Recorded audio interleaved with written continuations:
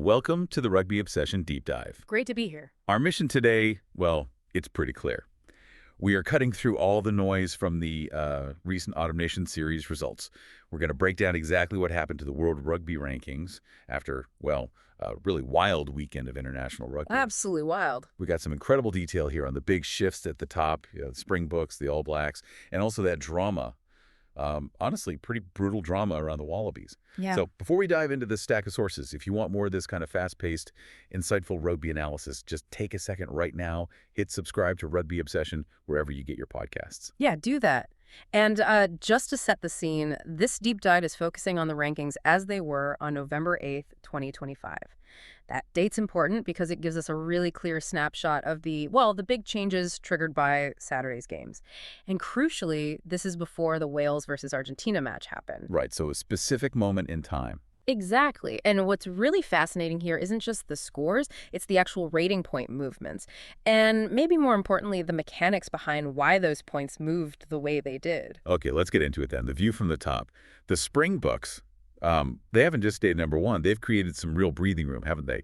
How significant was that win over France for them? Oh, hugely significant. Their 32-17 victory over Les Bleus in Saint-Denis, that earned them a really substantial 0.86 rating point bump. Okay, 0.86, that sounds like a lot in this system. It is. And more importantly, it stretched their lead over second-place New Zealand to 1.71 points.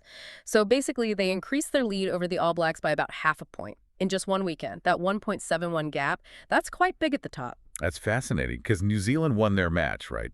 A tough one, too. They got that 25-17 win against Scotland at Murrayfield, earned 0.36 rating points. Yet, even winning, they lost ground to South Africa overall. That feels, well, it feels wrong somehow, unless you really get these numbers. It does feel counterintuitive, yeah. And it really speaks to the high expectations on the world number one. You know, the sources actually credited the All Blacks points mostly to the, quote, heroics of replacement back Damien McKenzie. Sounds like he really had to pull something special out to get that win secured. So they hang on to second place, but the gap just got wider. Precisely. And every week that gap widens, it just makes it that much harder for them to claw back that top spot. And Scotland, despite the loss, they actually hold steady. Scotland stays in 8th place, and they'll stay there regardless of what happened later between Wales and Argentina. Okay. And you mentioned the sources gave some good color on the Springboks win, too, not just the scoreline. Oh, definitely. The win over France wasn't just about power, it was strategic. The sources specifically highlighted Rassie Erasmus's bomb squad masterstroke, basically how their bench just blew France away in that second half. The famous bomb squad. Exactly.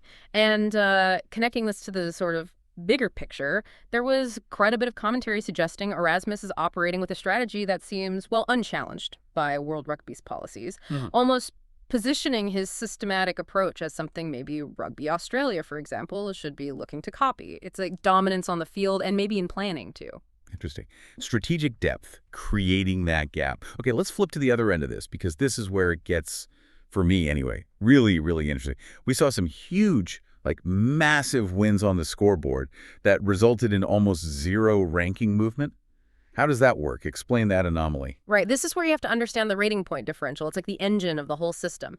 Basically, the result of a match is weighed against the expectation based on the ranking gap before the match. Okay. So take England. They beat Fiji pretty handily, 38-18. That's a 20-point win.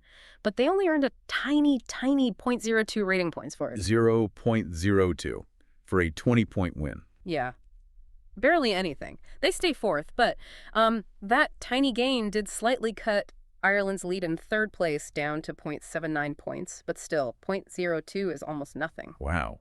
So unless you really smash the expectation, you get practically nothing. Right. But Ireland's situation was even more stark, wasn't it? Oh, much more dramatic. Ireland, they beat Japan by 31 points, a really comprehensive win, and they earned 0 rating points. Absolutely nothing. 0. Okay, as someone watching, that feels, I don't know, unfair. How does a 31-point victory give you literally nothing? It all comes down to that pre-match points difference being just too big. There was already a 15.60 rating point difference between Ireland and Japan before they even factored in what's called home weighting. Ah, home weighting. Okay, explain that quickly. What is that and why does it matter here? Sure. So home weighting basically gives the home team a theoretical 3-point boost to their shading just for the calculation. So when Ireland played Japan in Japan, Japan effectively got an extra 3 points added to their rating for the calculation. Right, making the gap even bigger mathematically. Exactly. It just reinforced the system's view that Ireland was so heavily favored that even winning comfortably, overcoming that home advantage, didn't actually improve their relative standing. The system's kind of built to stop ranking inflation from teams just beating up on much lower ranked sides. It rewards beating teams near or above you. That makes sense. That clarity on the mechanics is, yeah, it's huge. It basically says to the top teams, you won't climb unless you play and beat other top teams. Yeah. Was this 0 points for a big win thing true elsewhere, lower down the tables maybe? Yes, absolutely. The system applies the same logic everywhere. So, Georgia's 43-30 win over the USA, no points gained, and Samoa hammering Brazil 48-5 in that Rugby World Cup 2027 qualifier. Again, 0 rating points exchanged. 48-5 and nothing. Wow. Yeah, the difference there between Samoa and Brazil was massive, 14.84 points beforehand. So that huge win was basically just what the system expected. It really shows, unless you cause an upset or beat someone ranked closely, that ranking Meadle, it just doesn't move much. Okay, so if the big guns, like Ireland, were static and the Bucks were pulling away, who were the big movers? Who had a really good or really bad weekend points-wise?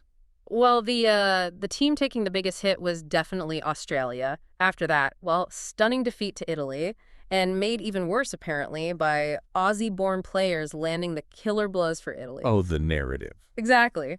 The Wallabies dropped a huge 1.21 points. That sends them tumbling down to 7th place. 7th, wow.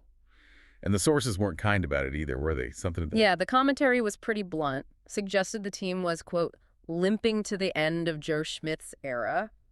That sounds less like just a bad result and more like, deeper issues maybe. A tough time for them. Yeah, really tough. But Italy must be celebrating. Oh, absolutely. Italy got the direct benefit. They gained that corresponding 1.21 points, and that pushed them up nicely into 10th place. That's a big deal for Italian rugby, getting solidly into that top 10. Huge for them.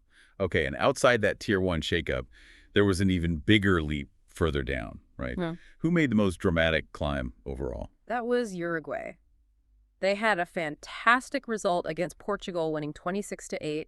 That single win gained them a massive 1.93 points and shot them up 4 places into 15th position. 4 places in one go. That's significant. It really is. And it had a big knock-on effect, too. It pushed the USA, Samoa, Chile, and Tonga all down 1 place each. And Portugal, of course, they were the ones who lost those 1.93 points, so a tough weekend for them.